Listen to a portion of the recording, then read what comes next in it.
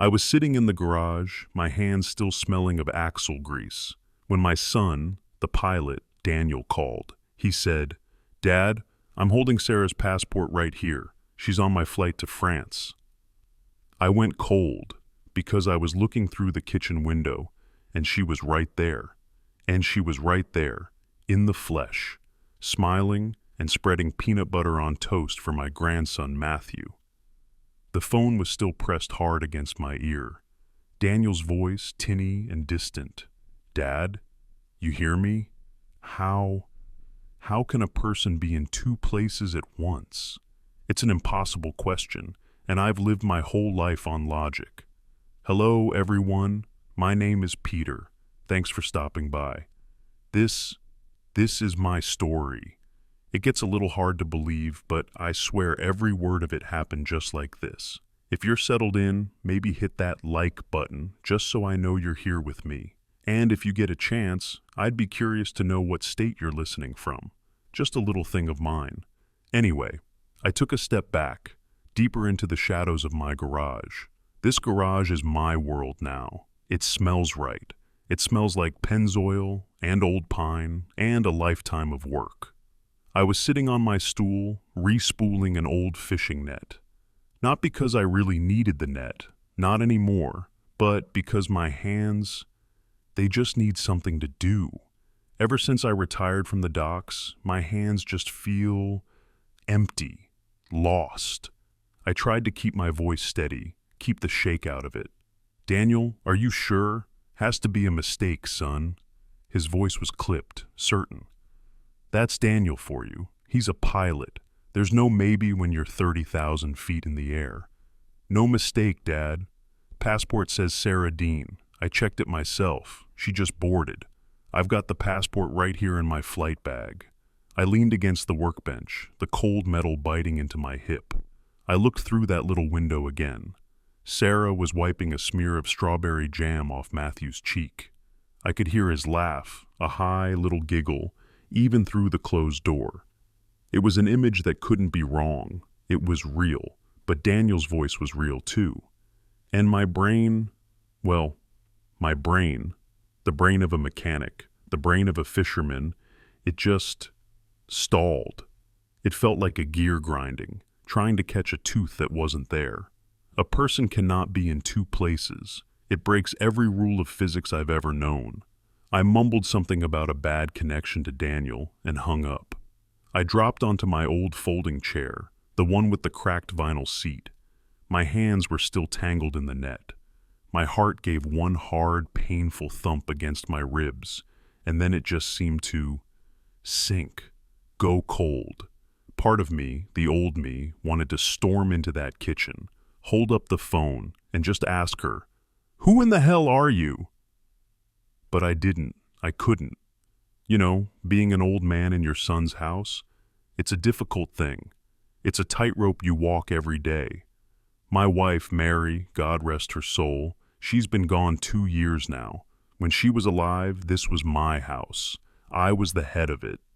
Now, I'm just a guest, a long-term resident. I live in fear of being a burden. I live in fear of getting in their way.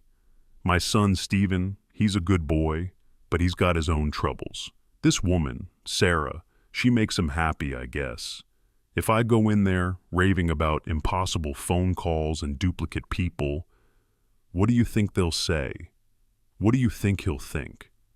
That the old man's finally lost it. That I'm lamb cam, as they say, seeing things that aren't there. That fear, the fear of being seen as obsolete. Sometimes it feels worse than the fear of death. I spent my entire life being capable, being the man who could fix the engine, navigate the storm, provide for his family. I was self-reliant. And now my only real job is to sit still and not cause any trouble. I've gone from the man making the decisions to the man in the back seat. If I'm wrong about this, if this is just some awful senior moment mix-up, I'll lose what little respect I have left. I will become the burden I'm so afraid of being. I just can't risk that. But then I looked out the window again. Matthew was running into the backyard, the peanut butter toast held high in his little fist like a trophy. He's my legacy. He's Mary's legacy. He's the reason I did it all for. And that fear of being a burden, it's a big fear, it's heavy, but the responsibility to protect your family, that's heavier. It's the one thing that hasn't retired. I spent 40 years on the water, and the sea teaches you one thing, teaches you better than any schoolhouse. You never ignore a sign that doesn't make sense. A cloud on the horizon that's the wrong color. A current that's pulling the wrong way. You ignore that, you pay for it. Maybe with your boat, maybe with your life. And this was the biggest, strangest sign I'd ever seen in my life. I stood up. I didn't go into the house, I walked over to my workbench. I picked up the fishing line I had been working on. I carefully, precisely finished the knot. I wound the spool tight. I placed the net back into its place inside my old red Craftsman toolbox and closed the lid. It was a small thing, a quiet thing. But for me, sitting there in the smell of oil and wood, it was a decision. I wasn't going to say anything, not yet. I was going to watch. I was going to listen. I was going to do the one thing I'm still good at. I was going to find the truth. Alone. I needed a plan. Something simple. Something practical. A test. I have this story. It's a story I'm proud of. It's about the big storm back in '91. The Francesca, my boat, her engine died about 20 miles offshore. I fought that storm for 12 straight hours, just me and a wall of water, and I brought her back to harbor. My boys, Stephen and Daniel, they've heard it 100 times. The real Sarah, though, she hated that story. The last time I brought it up, I saw her roll her eyes so hard I thought they'd get stuck. She has no interest in my past, no interest in the work that built this family. To her, they're just old, dusty stories. So, a few days after that impossible phone call, I found this other Sarah sitting on the back porch. She was reading a book. Matthew was at school. The house was quiet. I made 2 tall glasses of iced tea, the way Mary used to, with plenty of lemon. The air was thick and hot. I sat down in the wicker rocking chair across from her. The chair creaked. I cleared my throat. I was nervous, I don't mind telling you. I felt like a fool. Sky today, I started, my voice a little rough. Reminds me of the '91 storm, the way the clouds build up out east. The weather report said it would miss us.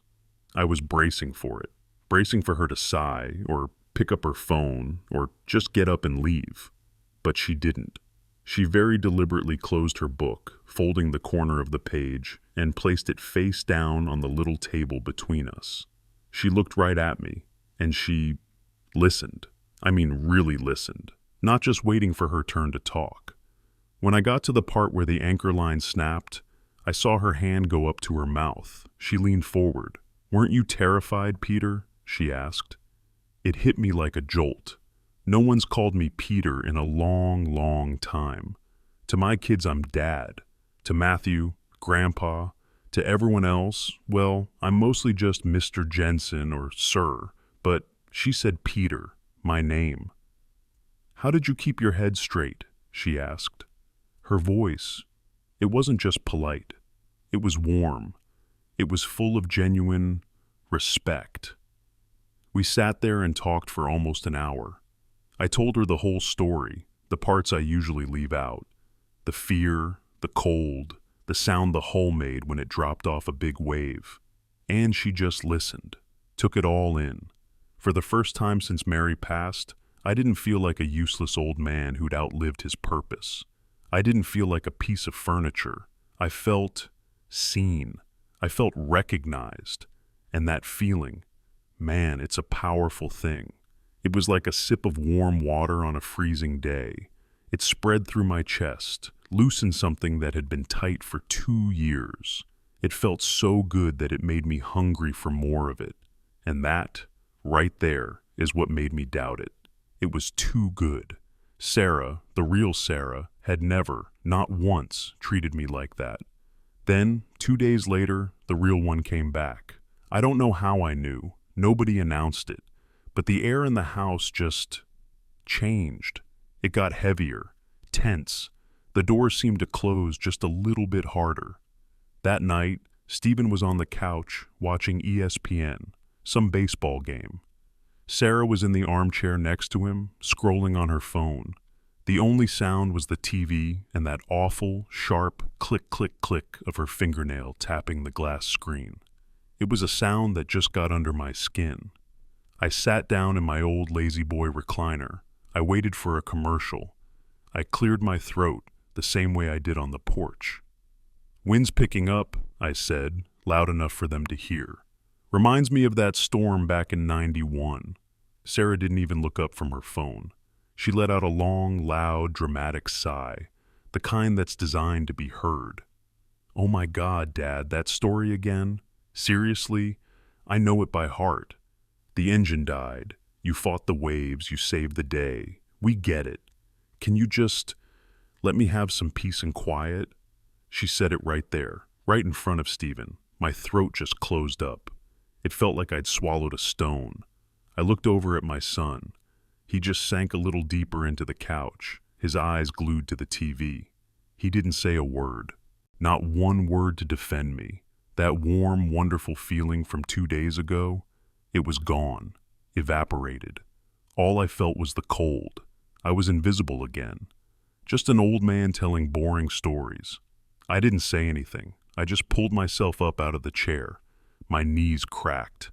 I walked into the kitchen, took my own coffee mug from the counter, washed it in the sink, dried it carefully with a paper towel, and hung it back on its hook. I didn't need any more proof. The fisherman in me had all the data he needed. These were two completely different women. A fisherman, a good fisherman, he learns to live by his eyes. You don't just look, you observe. It's how you stay alive. It's how you read the water, how you know what's underneath. I started doing that in my son's house. I started to observe. I began to notice the small things, things you wouldn't see unless you were looking for them. The nice Sarah, the one who listened to my story. I watched her one afternoon when she thought she was alone. She was stirring sugar into her iced tea. She was using her left hand, and she was clumsy with it, awkward, like a man trying to write with the wrong hand. A few days later, I saw her chopping vegetables for dinner. A carrot, same thing. She held the knife in her left hand. I saw it. My eyes are still good. I know what I saw. So I waited. I waited for the other one to come back. The real Sarah. It was a few days later. I was in the kitchen getting some water. The cranky Sarah, the one who lived inside her phone, she burst in. She was in a hurry, angry, muttering about her car keys. It was the perfect moment. I'd planned it. The night before, I'd taken a new jar of Lasik pickles from the pantry, the big kosher dills. I'd dried my hands, gotten a good grip, and tightened that lid. I'd put every bit of my strength into it, tightened it until my knuckles went white. I knew, for a fact, I could barely open it myself. I took the jar from the refrigerator. "Sarah," I said, trying to sound old and frail. "My hands, they're just not what they used to be. Could you give me a hand with this?"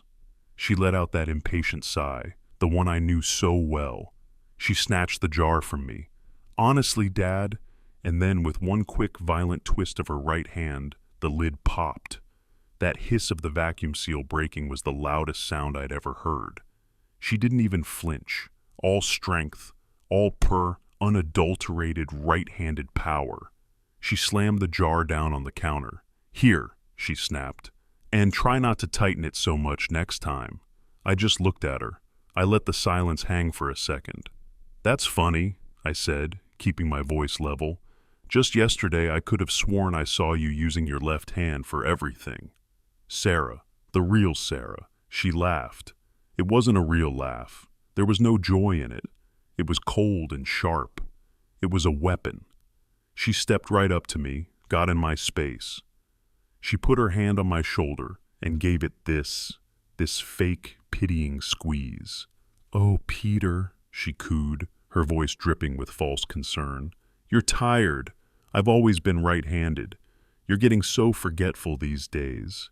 She leaned back and looked at me, tilting her head like she was studying a sick animal. "Are you sure you're feeling okay?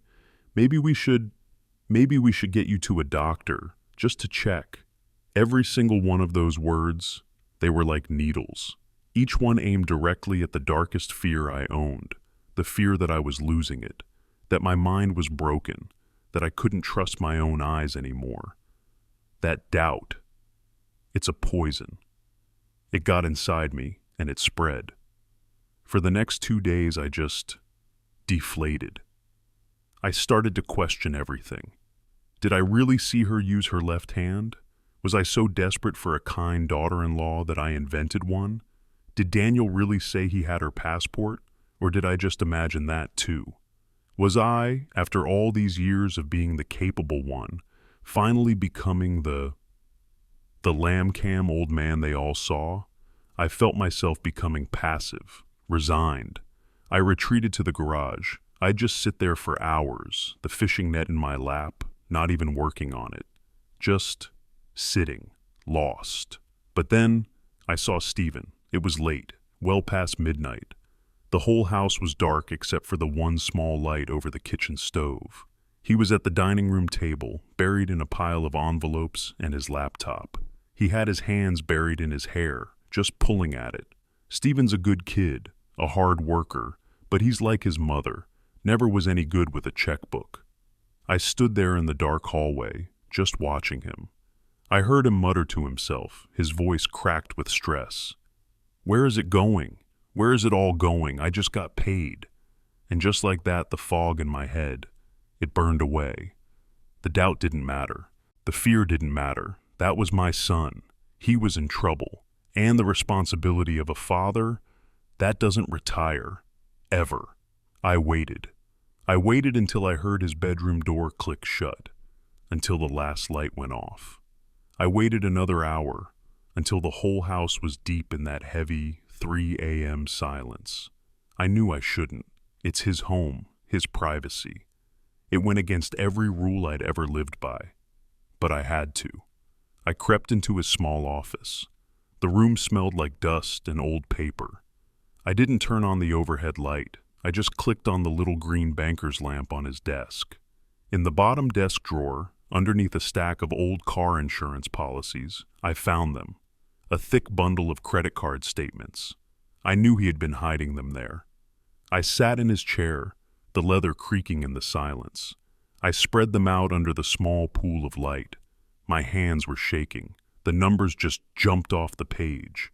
Airline tickets. First class, restaurants in New York City, places I'd never even heard of. Places where one dinner cost more than my entire monthly pension check. Hotel after hotel. And then I saw it. A charge from a jewelry store, Tiffany's. Thousands of dollars. Thousands. My blood didn't just run cold. It felt like it turned to ice, to slush. It stopped moving. This wasn't bad money management. This wasn't a mistake. This was theft. This was a ransacking. My blood turned to ice. This wasn't bad money management. This was a deliberate, cold-blooded theft. Many of us have worked hard our entire lives, and there is nothing worse than seeing someone destroy the stability we tried to build. Have you ever trusted someone completely with your finances, only to find out they were cheating you right under your nose? If you've ever felt that shock of betrayal, just comment trust below. I truly want to know. I tried to talk to Stephen the next morning. I found him in the kitchen, pouring coffee before work. I tried to be casual, not to accuse, just an offer. "Hey, Stephen," I said. You looked pretty stressed last night with those bills. You need a fresh set of eyes on the books? I used to manage the ledgers for the Francesca." Before he could even answer, Sarah was there. She'd come up from behind me, silent. "Dad," she cut in, her voice like a razor, "don't add to his stress. Everything is fine. We have it under control." It wasn't a request. It was an order. I looked at Stephen. I was begging him with my eyes. "Just look at me, son. Just ask for help." He didn't. He just grabbed his coffee mug and nodded, his eyes fixed on the floor. "She's right, Dad. It's fine. I'm just tired." He walked right past me. I was blocked. I was dismissed. It got worse that evening, much worse. I was just walking down the hall, heading to the kitchen for a glass of water. I heard them talking in the living room. It was Sarah, and she was using that fake, syrupy, concerned voice. "Stephen, honey, I'm worried about your dad." I stopped. I just stood there in the shadows of the hallway. "He keeps saying things that aren't true," she went on. "He told me I was left-handed. And now he's muttering about our bills. He seems confused." I heard Stephen let out a long, tired sigh. "Maybe," Sarah continued, her voice so full of fake sympathy it made me sick to my stomach. "Maybe he's just lonely.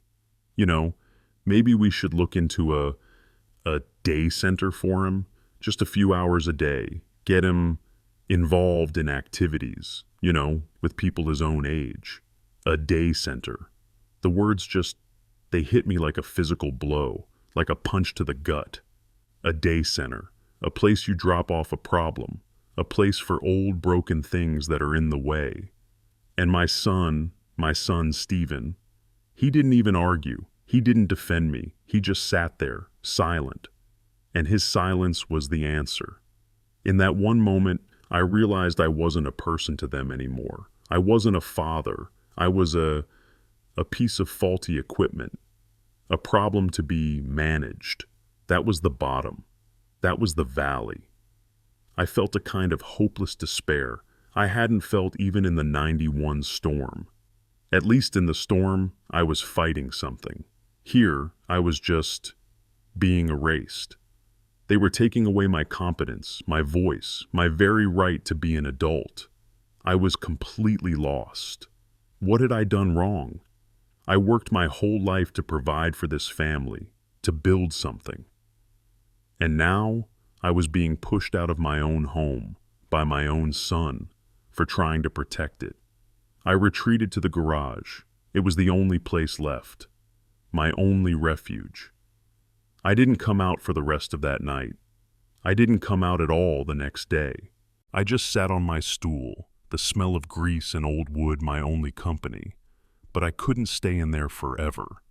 The day after that, I had to get out. I couldn't breathe in that house. I got in my old F-150. The engine turned over with that familiar, comforting rumble. I just drove. I ended up at the VFW hall. I'm not a veteran, but I'd worked the docks with half these guys, and they let us fishermen come in for the cheap coffee and the quiet. I just needed to be around men who understood the value of not talking. I was nursing a cup of coffee, tasted like burnt mud, but it was hot, when my old friend Sal, who I'd run a charter with back in the '80s, sat down across from me. He clapped me on the shoulder. "Hey, Pete, you look like you just saw a ghost." I just shook my head. I couldn't even form the words, but Sal, he kept talking. "Speaking of strange," he said, stirring his own coffee, "your daughter-in-law, Sarah, she's a strange one, Pete." My blood, which had been ice cold for 2 days, suddenly went hot. I looked up at him. "What do you mean, Sal?" He shrugged. "Just an observation. I saw her at the fish market yesterday. She was all smiles, sweet as can be, asked about my grandkids, asked about my boat, just lovely." He took a sip. "Then, this morning, I see her at the post office. I nod, say, 'Morning, Sarah.' Pete, I'm telling you, she looked right through me, like I was a piece of trash on the sidewalk. A look so cold it could freeze fire. It was like she'd never seen me before in her life." I stared at him. The fog, the doubt, the poison of her gaslighting, it all just vanished. "You're sure, Sal?" I whispered. "You're absolutely sure?" He nodded, serious as a heart attack. 100%, Pete. Two different people. I'm not crazy. I'm not lamb cam. Sal saw it too. The deception was real. I'm not crazy. I'm not lamb cam. Sal saw it. The deception was real. It's a lucky thing, a blessing to have a friend like Sal. My whole life I was taught to be self-reliant. Stand on your own 2 feet. But there are times you find out you just can't fight it alone. The guys at the VFW Hall or the Elks Lodge, they understand that. Do you have a go-to friend like Sal? Someone you can trust, 100%, no questions asked? If you do, just comment "good friend" below. People like that, they're worth more than gold. I drove home from the VFW Hall, but I wasn't the same man who had walked in there an hour earlier. That hollow, bottomed-out feeling, that despair, it was gone. Sal's words had been like a splash of cold ocean water to the face. The fog was gone, and in its place was something else, something cold and hard and sharp. They wanted to put me in a day center. They thought I was a burden. They thought I was lamb cam, confused, forgetful. Fine. That was all fine. This old, confused burden was about to show them just how heavy he could be. I realized, with my hands gripping the familiar worn leather of my F-150's steering wheel, that I wasn't fighting for my own sanity anymore. That battle was over. Sal had proven it to me. I knew what I saw. I knew what Sal saw. Now, I was fighting for something else. I was fighting for my son.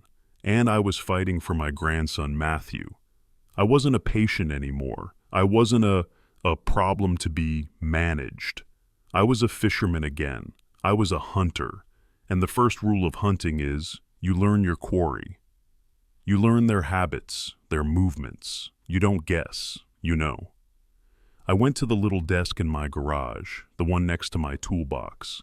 I pulled out a new spiral-bound notebook. A simple one. The kind you get at the drugstore. It felt good in my hands. It reminded me of the logbooks I used to keep on the Francesca. I opened it to the first page. I took out my favorite pen, a simple Parker, and I started writing. I became methodical. I wasn't just observing anymore. I was documenting. I wrote down the times. When did cranky Sarah, the real one, appear? When did kind Sarah, the woman from the bus, show up? What was Stephen's schedule? What was Matthew's? I started to see a pattern emerge from the notes. The kind Sarah, and I'd started calling her Isabella in my head. I don't know why. The name just seemed to fit her. She always had the same schedule. She was there for Matthew, but she always left at the same time, twice a week. Tuesdays and Thursdays, right at 1 p.m. And another thing, she never took Sarah's car, that new SUV Stephen was paying for. No, Isabella always walked right down to the main road. I figured she was catching the bus. So, the next week, on a Tuesday, I was ready. I'd made a thermos of coffee in the kitchen before anyone was awake, black and strong, just how I like it. I told Stephen I was going to meet Sal at the VFW, just to have an alibi. I left early. I drove my truck down to the main road and parked it in the big lot of the Food Lion, right across from the bus stop.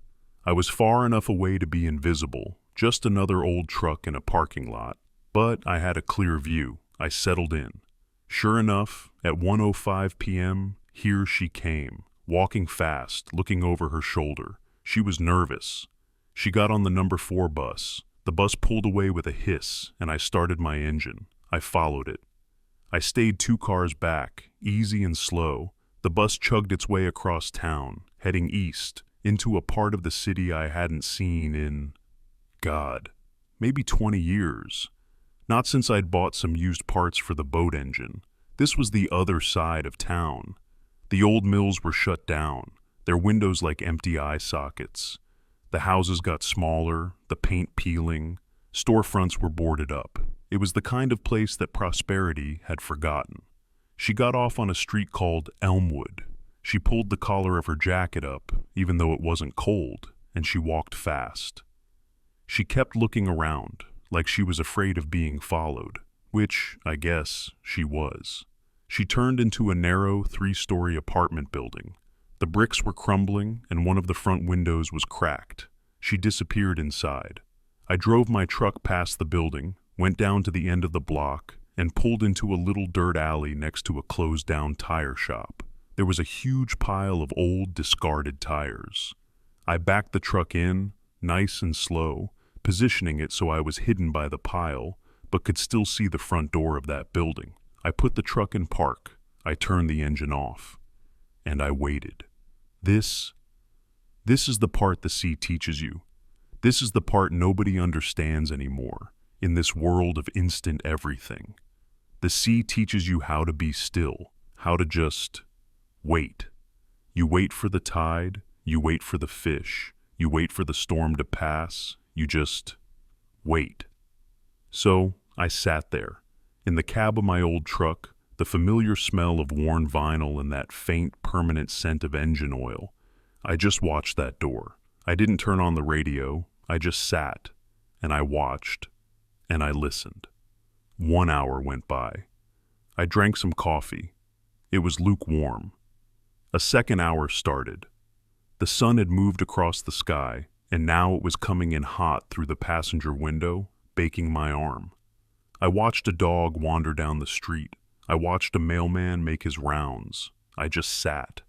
I thought about Mary. I thought about Matthew. I was perfectly calm. I was doing my job. And then, it happened. A car turned onto the street, driving too fast. It wasn't some old beater like everything else in this neighborhood. It was a Mercedes-Benz. Black, shiny, and expensive. It pulled to a hard stop right in front of that rundown building. I sank down in my seat, just peeking over the dashboard. The driver's door opened. And Sarah, my Sarah, the real Sarah, my daughter-in-law, she got out. I'd never seen her wear clothes like that. An expensive-looking suit, high heels, big dark sunglasses like some movie star. She looked different, harder. She slammed the car door, looked up at the building with a look of pure disgust on her face, and then she too went right inside that same door. My heart was pounding, but my mind was clear. The impossible question that started this whole thing. It finally had an answer. They were real. And for the first time, I knew exactly where both of them were. I waited. My training, my instincts, told me not to move. Just wait. Let the situation develop. It wasn't long, maybe 20 minutes. The front door of that building flew open, and the real Sarah, Sarah Prime, she stormed out. Her face was bright red, just twisted with anger. She was muttering something to herself. She got back in that shiny Mercedes, revved the engine so hard I thought it would break, and peeled out, her tires screaming on the pavement. It was a violent, angry exit. I let out a breath I didn't even know I was holding. It was now or never. I opened my truck door, the old hinge groaning in the silence. I got out. My knees felt stiff from sitting so long. I walked across the street, my old work boots feeling heavy on the broken sidewalk. I pushed open the front door of the building. The smell hit me first. Damp, mold, like old wet clothes that had never dried. I looked at the mailboxes. Most were broken. I saw the name on 3B was unlisted. That had to be it. I walked up the 3 flights of stairs, the wooden steps creaking under my weight. I stood in front of door 3B. I could hear a faint sound from inside, a low, rhythmic coughing. I took a deep breath. I raised my hand, my calloused, scarred old hand, and I knocked. The door opened a crack. An eye peeked out. It was her, Isabella. When she saw me, all the color drained from her face. She went white, white as a fish belly. She looked like she'd seen a ghost. She tried to slam the door shut, acting on pure panic, but I was ready. I put my hand up, flat against the wood. I didn't push. I just held it there. My hand is still strong. "I'm not here to hurt you," I said. My voice was as calm and steady as I could make it. I didn't want to scare her more.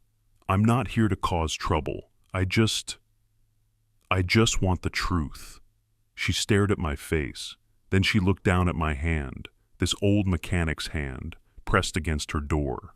She looked back inside, toward the coughing sound, and her whole body just slumped. The fight went out of her. She started to cry, silent tears just rolling down her cheeks. She opened the door. She let me in. The apartment was tiny. And it was poor. The furniture was old and torn, but it was clean. In the corner of the small living room, there was a hospital bed. An old woman, thin as a rail, was lying in it, a clear oxygen tube in her nose. The rhythmic hiss pump of an oxygen concentrator filled the room. An old man, just as frail, sat in a chair beside her, holding her hand. Isabella, the kind Sarah, she just stood there in the middle of the room, crying. She told me everything. They were her adoptive parents, the ones who had raised her, the ones who were sick, the ones who had no money, no insurance. And Sarah, the real Sarah, was her twin sister. I couldn't process it. Twins, separated at birth. Sarah, my daughter-in-law, had been adopted by a wealthy family. She had everything. Isabella hadn't. She'd bounced around in the system, ended up with these two kind, poor people who were now dying. Sarah had found her about a year ago. Sarah hated her life. She hated the middle-class suburban life with my son Stephen. She thought it was boring. She was having an affair, a long-distance affair with some rich man in France. The man Daniel had seen her flying to. She needed a way to disappear for weeks at a time without Stephen getting suspicious.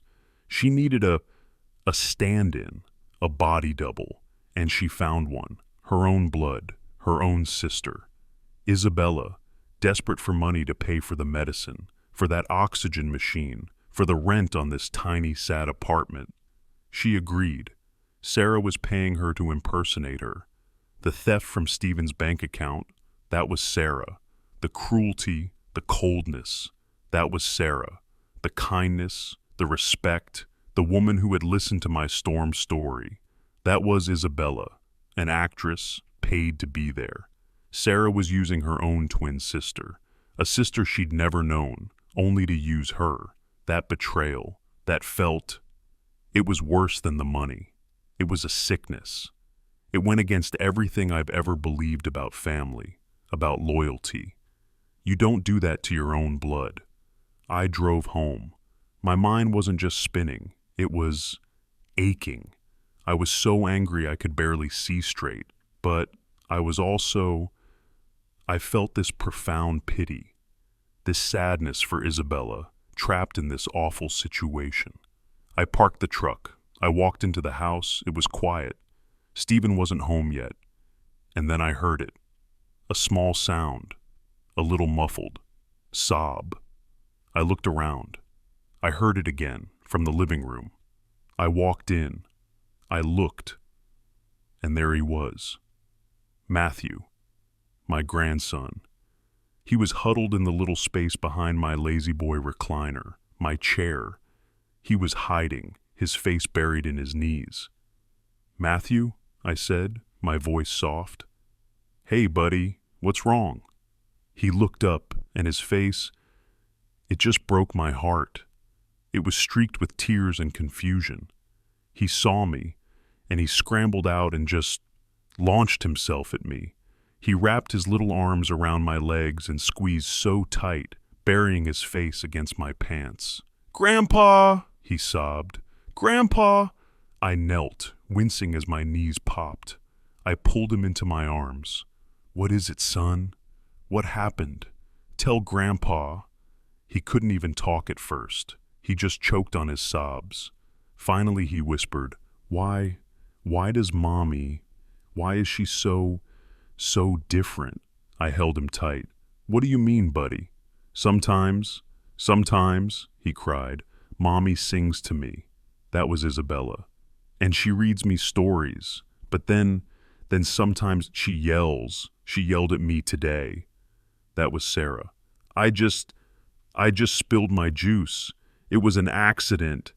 And she said I was clumsy and stupid. Why, Grandpa, why does she do that? I want the other mommy, the singing mommy. That was it. That was the sound of my world breaking. That is emotional abuse. That is the confusion and the pain. And in that moment, holding my crying grandson, everything became crystal clear. They can call me a burden. They can call me confused. They can call me lom-cam. I don't care. I don't give a damn what they call me. But nobody gets to hurt this boy. Not while I'm here. This is my legacy. This is Mary's legacy. I realized I didn't need their respect anymore. I didn't need them to think I was capable. I just needed to protect this boy. Action had to be taken, right now. That evening, after I'd held Matthew, after he'd finally cried himself to sleep in my arms, I knew I couldn't wait. The fisherman in me knew a storm was coming, but the father in me knew the storm was already here. I went to the phone in the kitchen. I picked it up, the cold plastic familiar in my hand. I dialed Daniel's number. He picked up on the second ring, his voice professional. Dad? Daniel, I said. My voice. It was different. I could hear it myself. The doubt was gone.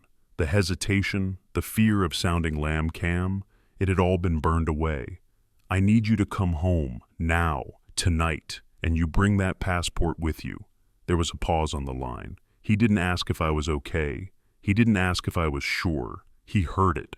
He heard the man who taught him how to fish, the man who taught him how to read the sky.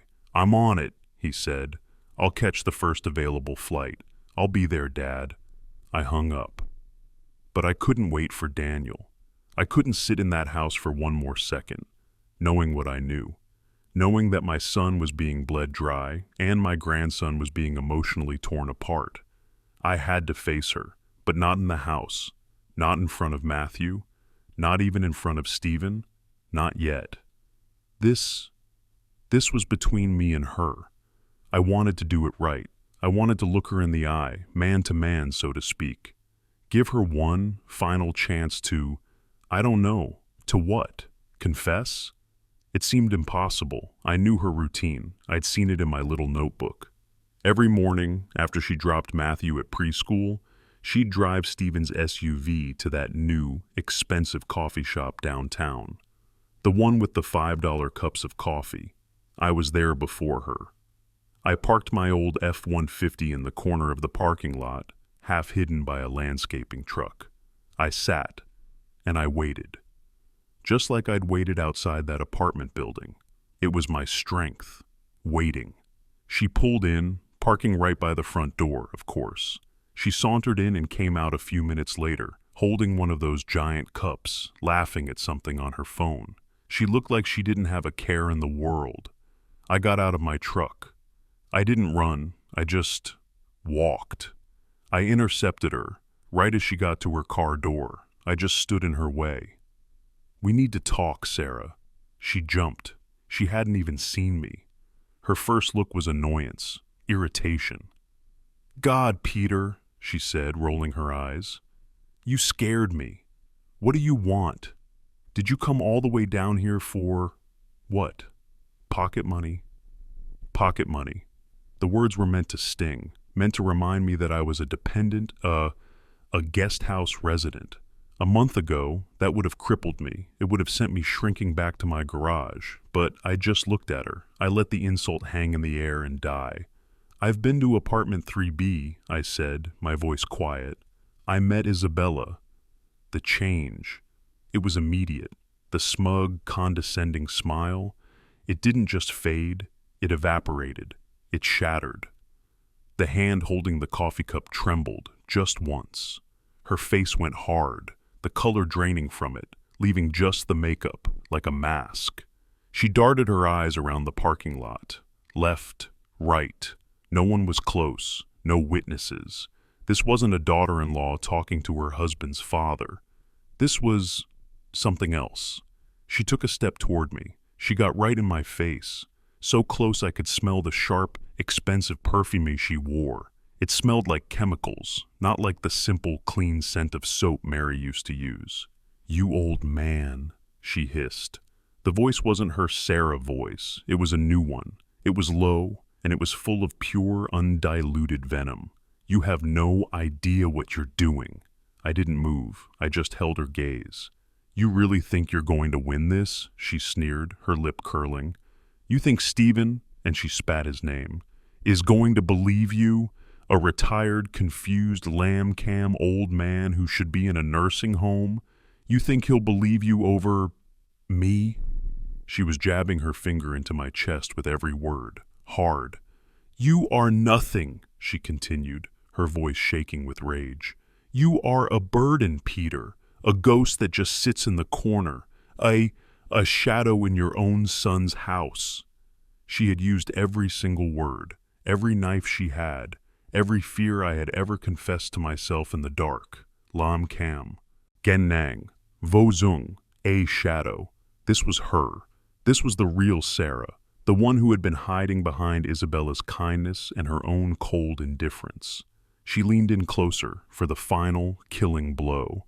"You will keep your mouth shut," she whispered, the threat unmistakable. "You will go back to your garage and you will be quiet. If you ever want to see that grandson of yours again." And there it was, the threat against Matthew. The one thing that mattered. She thought she had me. She thought she'd found my off switch. But she had no idea what she'd just done. She hadn't found my off switch. She'd found the on switch. She had just confirmed why I was doing this. She had just armed me with the one thing I needed. Pure, cold certainty. Those words, burden, lamb CCM, they didn't hurt anymore. They were just noise, the empty threats of a cornered animal. I had seen the truth in Isabella's apartment. I had seen the truth in the bank statements. And I had held the truth in my arms, sobbing when I held my grandson. I just looked at her. I let her stare, fuming, waiting for me to crumble, to beg, to shrink. I did none of those things. "Tonight," I said, my voice was perfectly level. "We're having a family dinner. You be there. My son Daniel will be there too." I didn't wait for her answer. I didn't give her another second. I just turned my back on her. That, I think, was what angered her the most. I walked back to my truck, my F-150, my old reliable friend. I got in. I turned the key. The engine rumbled to life. And I pulled out of the parking lot, leaving her standing there, shaking with rage, her expensive coffee completely forgotten. The dining room. It had been Mary's favorite room. It felt heavy with memory. Tonight, it felt heavy with something else. The air was so thick with tension you could barely breathe. It was a courtroom. And I had set the stage. I'd called Isabella an hour earlier. She was terrified. "I can't," she'd whispered. She'll destroy me." "She's already destroying you," I'd said, my voice firm. "And she's destroying my family. You come here. You tell the truth. It's the only way this ends." She came. She was huddled in the chair in the corner by the china cabinet, looking small and pale, twisting a piece of tissue in her hands. Daniel was there. He'd driven straight from the airport. He stood by the window, his arms crossed. He wasn't in uniform, but he still had that pilot's authority. He was solid, a rock. He just watched the door, waiting. He nodded at me when I came in, a simple gesture. "I'm here, Dad." Then Sarah, the real Sarah, walked in. She was dressed for a regular dinner, but her movements were stiff, her face a rigid mask. She saw Daniel by the window, then her eyes darted to the corner and she saw Isabella. She froze. She knew it was a trap. Her eyes flew to me and the look she gave me wasn't anger. It was pure, unfiltered hate. And finally, Stephen came in, drying his hands on a kitchen towel. He looked happy, for just 1 second. "Hey, smells good, Dad." And then he saw them. He stopped dead. His eyes went from Sarah, standing stiffly by the door, to Isabella, cringing in the corner. His head literally snapped back and forth. What the hell is going on? Sarah? Why are there two of you?" This was it. Sarah tried one last desperate gamble. She forced a laugh. It was a horrible, high-pitched sound, like breaking glass. "Stephen, oh, thank God. Stephen, honey, listen to me." She walked toward him, her hands outstretched. It's your dad. He's really confused tonight. He's having one of his episodes." She pointed at Isabella. This is my cousin, Isabella, from Oregon. I was going to introduce you. I was waiting for the right time, and he found her, and he's made up this crazy story. She was good. She was so good at lying. She was trying to build a wall, to isolate me one last time, to paint me as the crazy old man. I didn't say a word. I didn't have to. I'd already had my say in the parking lot. I just looked at Daniel. Daniel pushed himself off from the window. He was, as always, a man of few words. Just like me. He walked to the dining room table. He set his black nylon flight bag on the polished wood. The only sound in the room was the zip of him opening it. He reached inside, and he pulled out the passport. He didn't make a speech. He tossed it. The little blue booklet skittered across the table and stopped right in front of Sarah. "Then explain this, Sarah." Daniel's voice was cold, colder than the ocean in January. "How is your cousin here, in this room, when you were on my flight, my roster, to Paris, with this passport?" Stephen's face went white, just ghost white. He looked at the passport. He looked at Sarah. "Sarah?" She started to stammer. You don't understand. It was... She was drowning, and now it was my turn. I stood up, slowly. I walked past Stephen. I went to the little desk in the corner of the dining room, the desk where he had sat, pulling his hair out, terrified of the bills. I opened the bottom drawer. I pulled out the thick stack of credit card statements I'd found. I walked back to the table, and just as Daniel had done, I dropped them. I let them fall right on top of the passport, a cascade of white paper and red ink. "And while you're explaining," I said, my voice calm, "maybe you can explain these. $5,000 at Tiffany's, $2,000 for restaurants in New York, while my son, sits at this very table in the middle of the night, tearing his hair out, wondering how he's going to pay the electric bill." The dam broke. Isabella let out a wail, just a terrible, heartbroken sound. "I'm so sorry," she cried, collapsing forward. "I'm so sorry, Stephen. Peter, I was so desperate. My parents, they're so sick. The medicine." And she told him. She told him everything. The affair, the plan, the money, the switching places. As she talked, Sarah, she just stopped. She stopped stammering. She stopped trying to lie. Her face settled into that look I'd seen in the parking lot. Pure, cold, unadulterated hatred. She wasn't sorry. She was just caught. I wasn't looking at her. I wasn't even looking at Isabella. I was looking at Stephen, my son. He stood there, frozen, listening to it all. He looked from the crying woman in the corner, to the silent, hateful woman by the door, to the stack of papers on his table, and then, finally, he looked at me. He didn't say, "I'm sorry, Dad." He didn't say, "You were right." He didn't have to. I saw it, in his eyes, the shame, the realization. And then, after 2 long years, I saw it. Respect. Validation. He wasn't looking at a burden. He wasn't looking at a lamb-cam old man. He was looking at his father. I wasn't invisible anymore.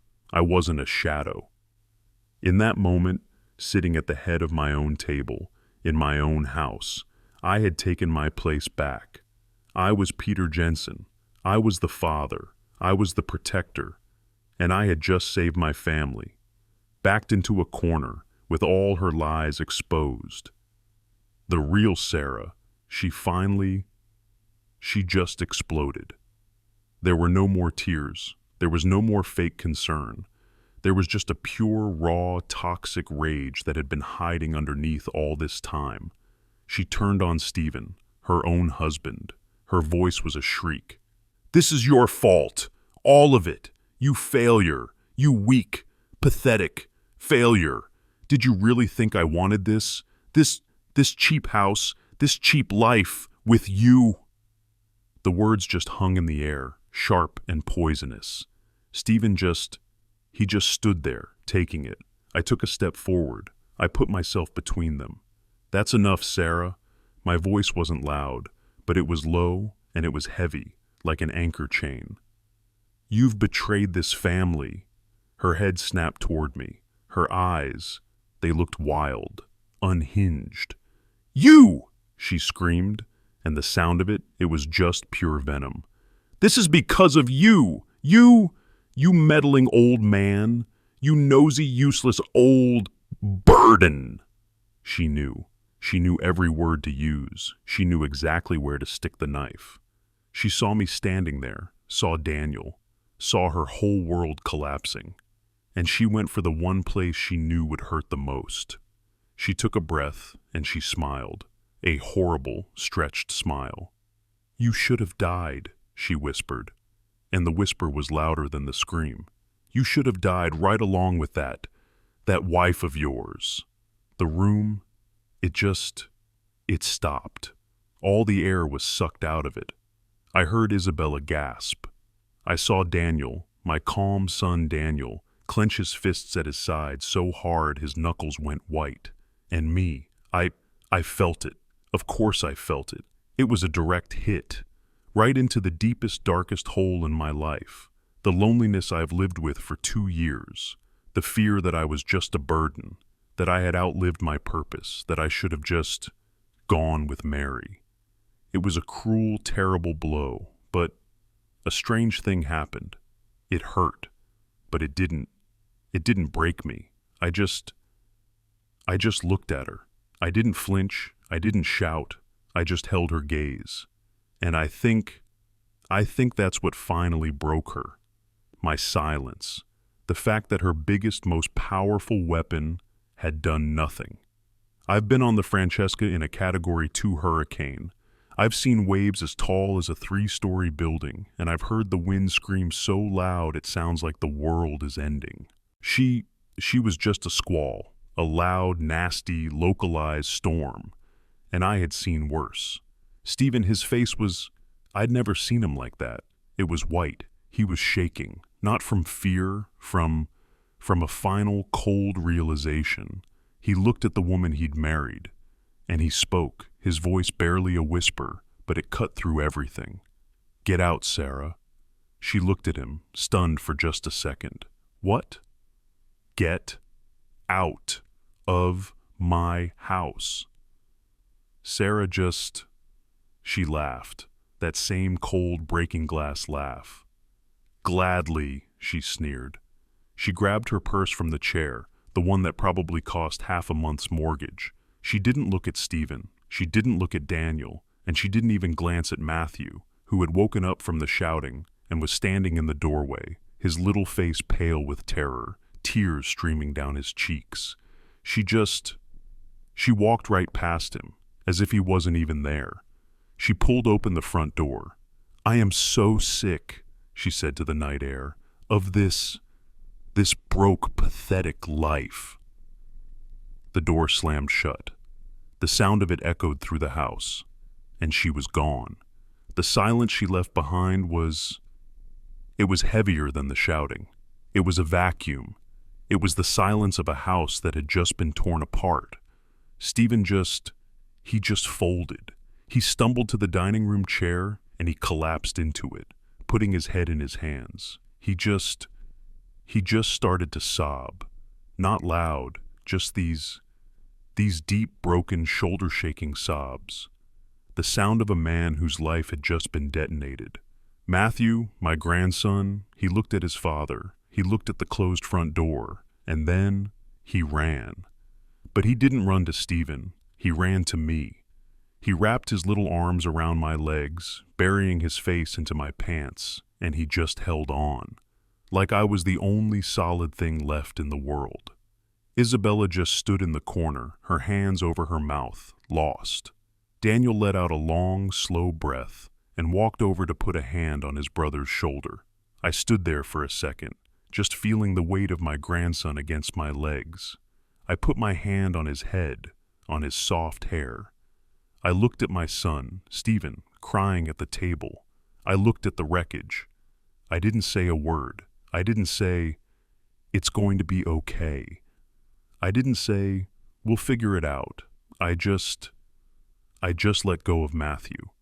I gave his head one last pat. I turned and I walked into the kitchen. I took out the old metal percolator, the one Mary and I used to use. I opened the canister of coffee. I started measuring out the grounds. The smell of it, dark and bitter, filled the quiet. They were adrift. They were in the storm. They needed an anchor. And I was the anchor. The next morning, I woke up early, like I always do. The sun was just starting to cut across the floor. The house, it was quiet. But it was a different kind of quiet, not the tense, heavy silence we'd been living in. This was a still quiet, a peaceful quiet. Isabella had stayed the night. She'd slept on the couch. I came out of my room, and she was already up. She was in the kitchen, and she was making French toast for Matthew. A smell, a warm, good smell, was filling the whole house. Cinnamon, vanilla. It was a smell I hadn't smelled in this kitchen in years, not since Mary. It smelled like home. Matthew was at the table, his feet dangling, actually smiling. Stephen came out of his room. His eyes were red, swollen. He looked like he'd been through a war, but he looked lighter. The weight of that lie was gone. He saw Isabella. He saw his son. And he just sat down. He sat down at the table, and when Isabella put a plate in front of him, he picked up the fork. I didn't want to break the spell. I just went to my garage, my world. I was just sitting there, on my stool, looking at my tools, just thinking. The door opened. It was Stephen. He was holding 2 coffee mugs, not the new, thin ones Sarah had bought. He was holding the old ones, the thick, heavy, ceramic mugs, the ones Mary used to call workman's mugs, the ones that held the heat. He walked in, and he handed one to me. It was full, black, just the way I like it. He pulled up the other old folding chair, the one I'd sat in when Daniel had called, the one that started all of this. He sat down across from me. We just sat there for a long time, maybe 10 minutes. We just sat, drinking our coffee, in the quiet, in the smell of oil and old wood. That's how men in my family talk. We talk in the silence. Finally, he cleared his throat. His voice was raw. "Dad," he started, I'm so sorry. I didn't see. I just held up my hand. "No," I said. It came out quiet but firm. "You don't need to." I took a sip of the hot coffee. "You didn't see it because you didn't want to see it. It's a hard thing to see." I looked him in the eye. "But you see it now. That's the part that matters." He nodded, and I could see the shame in his eyes, the humility. He looked down at his own hands, wrapped around the mug.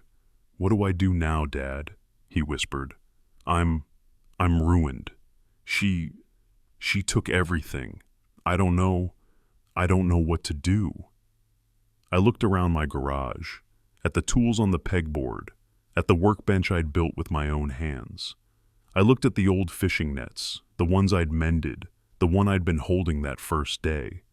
This place, this wasn't a tomb. It wasn't a place to hide from the world.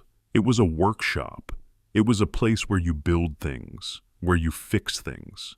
Well, I said, setting my mug down on the bench, the first thing we're going to do is we're going to fix that back step. It's rotted through. Matthew's going to trip and break his neck on it one of these days. Stephen looked up, confused. What? The back step, I said. It's rotted. We need to pull up the old boards, measure the new ones, cut them, and set them right. I'll show you how.